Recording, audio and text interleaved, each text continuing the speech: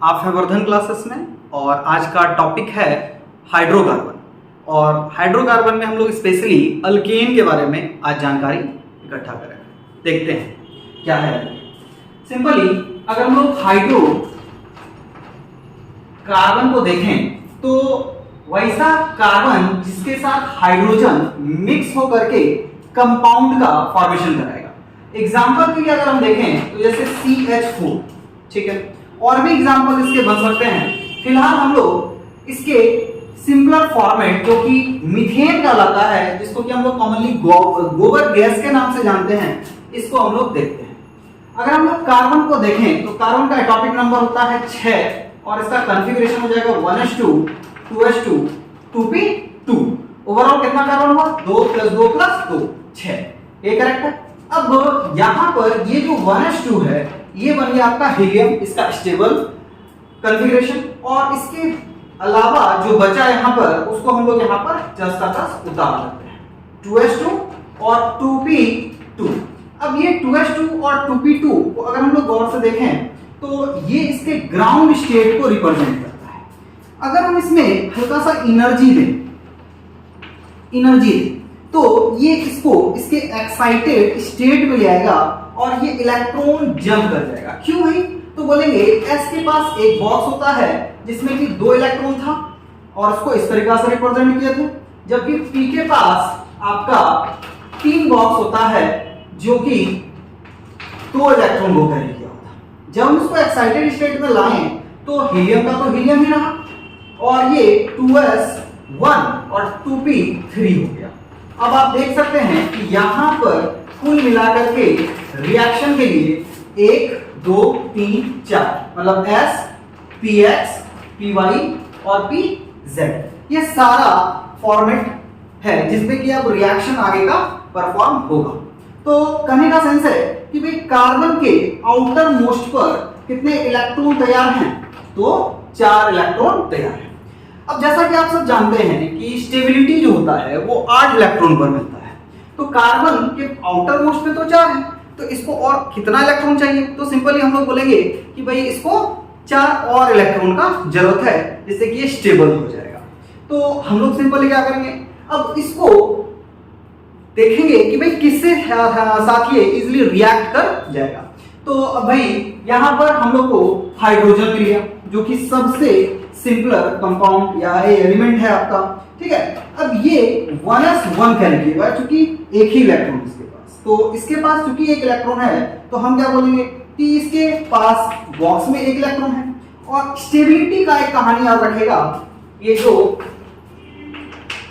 Stability होता है ये 2 या फिर 8 पर होता है, तो मेजॉरिटी 8 रखेगा, लेकिन कुछ के साथ 2 वाला कंडीशन को हम लोग फुलफिल करते हैं। ओके, तो अब यहां पर हम लोग देखते हैं कि भाई ये जो कार्बन है इसके पास आउटर मोस्ट पे 4 है और ये जो हाइड्रोजन है इसके आउटर मोस्ट पे 1 है। तो अब यहाँ पे अगर हम लोग देखें तो कार्बन के आउटर मोस्ट पे जो 4 है और जो हाइड्रोजन है उसके आउटर मोस्ट पे 1 है, तो हाइड्रोजन का बन गया यहाँ पर डुप्लेट, मतलब ये हो गया 2 इलेक्ट्रॉन इसके आउटर मोस्ट पे, और कार्बन का यहाँ पर घेर करके हो गया आपका ओवरऑल कितना? तो बोलेंगे कि 8। तो बोलेंगे कि यहाँ पर कार्बन भी स्टेबल हो गया और हाइड्रोजन भी स्टेबल हो गया, क्योंकि ये म्यूचुअल शेयरिंग किया हुआ है। जैसे नोकिया फोन में नहीं हाथ मिलाता है ऐसे करके टिलिंग टिंग, तो यहाँ पर भी वही हो रहा है। हाइड्रोजन भी 1 इलेक्ट्रॉन दे रहा है, कार्बन भी 1 इलेक्ट्रॉन दे रहा है, तो दोनों मिलकर के एक बॉन्ड का फॉर्मेशन करा रहा है, जिसके कारण हम लोग बोलेंगे कि यहाँ पर म्यूचुअल शेयरिंग से बॉन्ड का फॉर्मेशन हो रहा है। इस टाइप के बॉन्ड को हम लोग कोवैलेंट बॉन्ड का नाम देते हैं। तो हम लोग इसको सिंपली अगर देखें तो CH H और HH इस तरीका का ये स्ट्रक्चर दिखेगा, और हम आपको यहाँ पर देख सकते हैं कि भाई यही वो स्ट्रक्चर था जिसका स्ट्रक्चराइजेशन हम लोग सेट के फॉर्म में यहाँ पर किए हैं। अब यहाँ पर ये तो हुआ भाई एक अदर कॉन्सेप्ट कि भाई इस तरीका से ये बनता है। अब बात करते हैं ये कहलाता क्या है। तो अगर हम लोग हाइड्रोकार्बन को देखें तो हाइड्रोकार्बन 2 डिफरेंट फॉर्म में टूटेगा। एक को बोलेंगे सैचुरेटेड क्या? हाइड्रोकार्बन। और दूसरे को बोलेंगे सैचुरेटेड हाइड्रोकार्बन। सैचुरेटेड हाइड्रोकार्बन में स्पेशली हम लोग का एक ग्रुप आता है जिसको अल्केन बोलेंगे, और आज इसी के बारे में हमको चर्चा करना है। और दूसरे तरफ अगर हम लोग देखें तो इसका अगेन दोहा बढ़ता है, इसमें आता है अल्कीन और अल्काइन।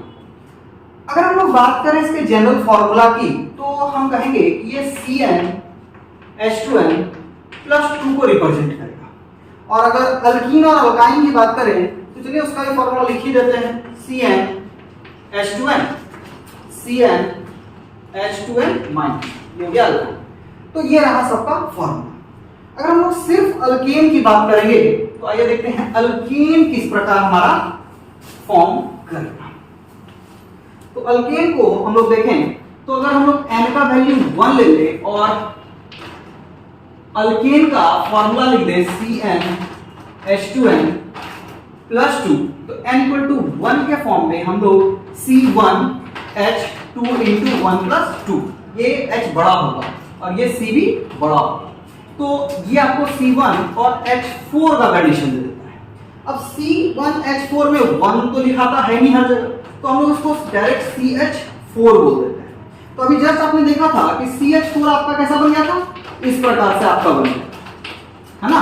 अच्छा, तो यहाँ पर जो CH4 का आपने फॉर्मेशन कराया उसको आप लोग कर लीजिए कि भाई एक्सप्लेन्ड वे में किस प्रकार से रिप्रेजेंट कर सकते हैं, आइए हम लोग उसको भी देख लेते हैं। तो सिंपली हमारा कार्बन जो था उसका कॉन्फ़िगरेशन अगर हम लोग कहें तो ये हीलियम हो जाएगा, और उसके बाद हमारा कॉन्फ़िगरेशन बचा था 2s1 और 2p3, याद है। इसमें कितना था, एक इलेक्ट्रॉन, और इधर कितना था, तो ओवरऑल 1 2 और 3, ये s था, ये px है, ये py है और ये pz है। अब हम लोग बात करते हैं हाइड्रोजन की, तो हम लोग यहाँ पर कितना बॉक्स देख रहे हैं जिसको कि हम लोग डबल कर सकते हैं, 4, तो हम लोग यहाँ पे 4 हाइड्रोजन लेते हैं। तो हाइड्रोजन का क्या था, तो 1s1 था, तो 4 बार लेंगे तो 4 बार इस तरीका का बॉक्स आएगा, 1 2 3 और ये रहा 4, किसके लिए, तो हाइड्रोजन के लिए, ये सारा केस है। तो इन सब में भी कितना इलेक्ट्रॉन था, एक एक था। तो देखो आसानी से ये इसके साथ, ये इसके साथ, ये इसके साथ और ये इसके साथ बॉन्ड हो गया, तो इस कारण से ये आपका इस तरीका से दिखता है। ये चीज क्लियर हो। तो अब यहाँ पे सबसे इंपॉर्टेंट बात है कि इसको हम लोग कहेंगे, इसका नेम क्या, तो अब भाई नाम करने का एक सिंपल सा फॉर्मेट है जिसको कि हम सब जानते हैं, उसको रिप्रेजेंट करना, जिसको कि हम लोग क्या बोलेंगे, एक कार्बन मिथ कहलाएगा, 2 कार्बन इथ कहलाएगा, 3 कार्बन प्रोप कहलाएगा, 4 कार्बन ब्यूट कहलाएगा, 5 कार्बन पेंट कहलाएगा, 6 कार्बन हेक्स कहलाएगा, 7 कार्बन हेप्ट कहलाएगा, 8 कार्बन ऑक्ट कहलाएगा, 9 कार्बन नॉन कहलाएगा, 10 कार्बन डेक कहलाएगा। अब इसके आगे भी होता है, जैसे 11 carbon undec, 12 carbon dodec, and then आगे 21 का भी होगा, 30 का भी होगा, 31 का भी होगा, तो इस प्रकार के आगे बढ़ते चल जाता है। लेकिन हमको यहाँ पर सिंपल अभी अल्केन का कुछ फॉर्मेट्स को देख लेना है, तो हम लोग इसका नेमिंग कैसे करेंगे, तो सिंपली हम लोग बोलेंगे कि भाई ये CH4 है और n इक्वल टू 1 पर बेस था और अल्कीन के अंदर आ रहा, तो भाई इसका फॉर्मूला था CnH2n प्लस 2, तो इस पर n इक्वल टू 1 डालने पर ये आया। तो इसमें कितना कार्बन है, तो एक कार्बन है, तो एक कार्बन को बोलते हैं मिथ, तो हम लोग यहाँ पर क्या लिखेंगे, मिथ। अब जब कोई भी घर होता है, परिवार होता है, फैमिली होता है, तो उसमें क्या होता है, जनरली उस फैमिली का जो टाइटल चलता आ रहा है वो टाइटल हम लोग को लग जाता है, जैसे सिंह के पीछे सिंह, पंडित के पीछे पंडित, गुप्ता के पीछे गुप्ता, तो इस तरीका से हमारा ये टाइटल लगता है। तो यहाँ पे ये अल्कीन फैमिली से, तो ये एन जो है ये इसके पीछे आकर के लग जाएगा, तो इसका नाम क्या बन गया, मीथेन। अब मीथेन क्या है, तो बोलेंगे IUPAC, ये वाला नेम है। अब बोलेंगे ये नेम कहां से आया, तो बोलेंगे international union in pure and applied chemistry एक संस्था है जो ये नाम धरती है। मतलब ऐसा नहीं है कि हम आए या आप आए या कोई भी आया और नाम धर के चला गया, तो ये तो गड़बड़ा जाएगा ना। तो यहाँ पर IUPAC के अकॉर्डिंग ही नाम धराता है, हम और आप वो नाम धर नहीं सकते हैं। तो ये नाम हो गया मीथेन। एन इक्वल टू अगर 2 लेंगे तो क्या हो जाएगा, तो C2H6 और इसका नाम क्या हो जाएगा, तो इथेन। क्योंकि 2 कार्बन है तो 2 कार्बन को हम लोग इथ बोलेंगे और ये एन फैमिली का है तो ये इथेन का। तो इस प्रकार आप n इक्वल टू 3, 4, 5, 6 जितना चाहे उतना अल्केन बना सकते हैं। This is all about alkane, जो कि एक ब्रीफ इंट्रोडक्शन के रूप में आप रख सकते हैं। तो शेयर कीजिए, सब्सक्राइब कीजिए और लाइक कीजिए। कुछ क्वेश्चंस रहा तो कमेंट में लिख दीजिए, उसका समय मिला तो मैसेज हो जाएगा।